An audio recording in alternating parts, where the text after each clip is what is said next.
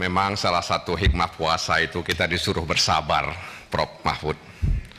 Dari jam 15 sore hingga hari ini kita masih duduk di sini mendengarkan penjelasan dari Prof. Mahfud dan juga Prof. Mahfud beserta jajarannya mendengar apa yang kami sampaikan.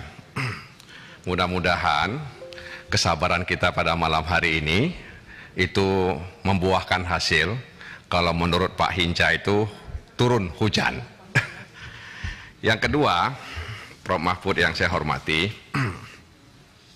saya setelah mendengar paparan dari Prof. Mahfud dan juga penjelasan atau respon dari anggota Komisi 3, muncul semacam pertanyaan imajiner di kepala saya. Pertanyaan imajiner saya itu adalah, apakah orang yang mempunyai transaksi keuangan yang dicurigai oleh PPATK itu menyaksikan tayangan ini? Kalau dia menyaksikan, bagaimana kondisi dia? Apakah dia kecut atau tersenyum dan tertawa? Melihat kita kadang saling menyalahkan, bahkan saling menggertak dan saling mengancam. Tapi ya sudahlah, ya, kita tidak tahu pasti apakah dia menyaksikan tayangan ini atau tidak.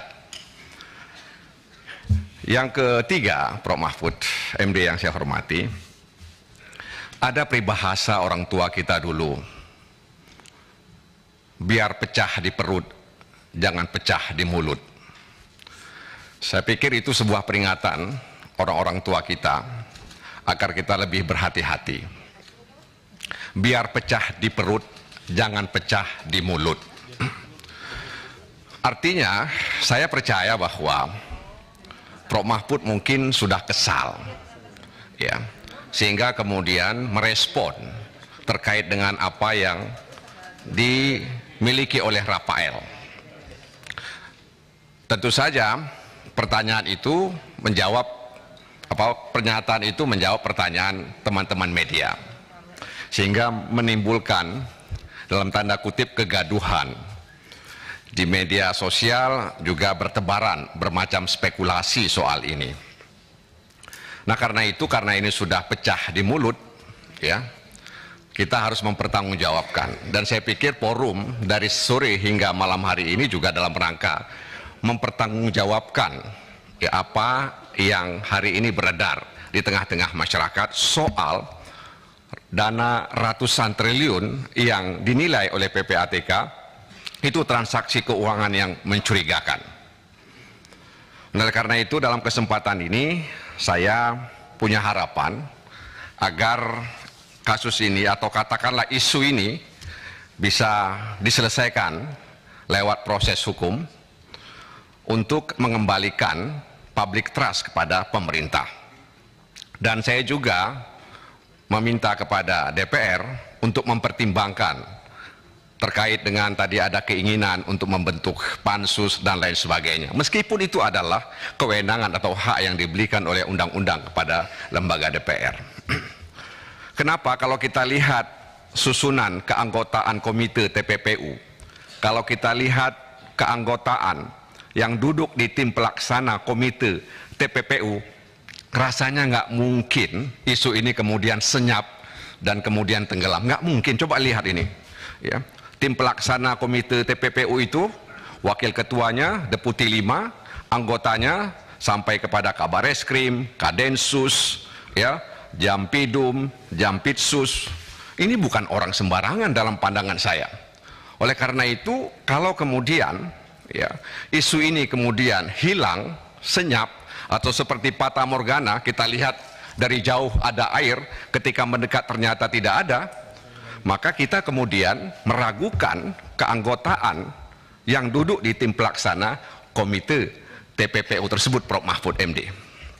Nah, oleh karena itu, mari kita selesaikan ini, ya, dengan cepat, dengan tepat, dan kemudian menghasilkan, ya, manfaatnya bagi negara, karena jumlah uang ini memang tidak sedikit seperti yang disinggung oleh teman-teman sebelumnya.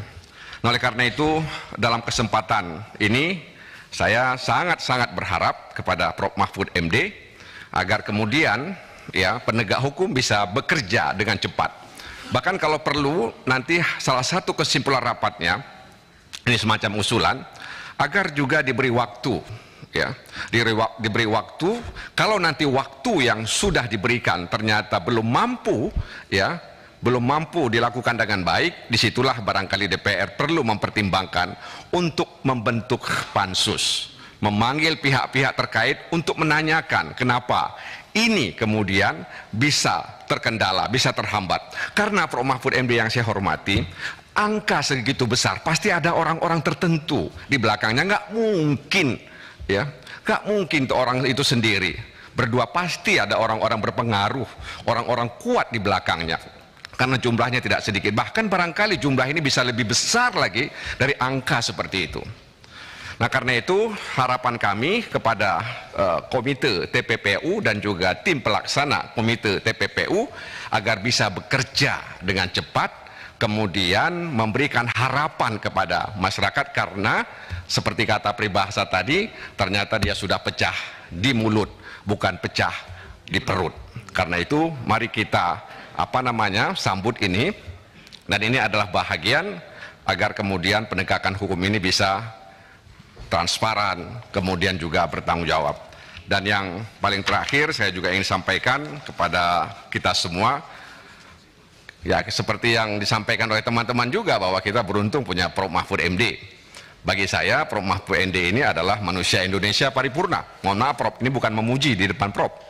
Ya, beliau sudah di eksekutif, beliau sudah di legislatif, beliau sudah di yudikatif. Barangkali belum ada manusia Indonesia seperti Prof. Mahfud MD yang berkarir, kemudian aktif di 3 cabang kekuasaan.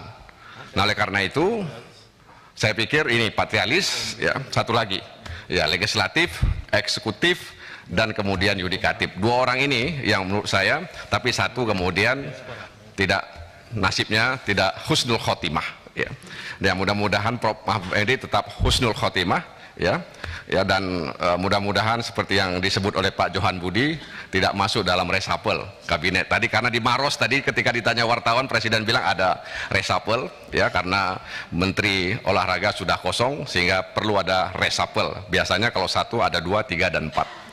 Demikian Ketua terkait dengan pandangan saya terkait dengan kegaduhan dalam tanda kutip ini, yang mudah-mudahan kita percayakan kepada Prof. Mahfud MD, ya, dan kemudian juga tim pelaksana komite TPPU untuk bisa, ya, bekerja dengan cepat. Demikian. Mohon maaf jika ada hal yang kurang berkenan. Terima kasih atas perhatiannya. Wassalamualaikum warahmatullahi wabarakatuh. Terima kasih sudah nonton. Jangan lupa like, subscribe, dan share ya.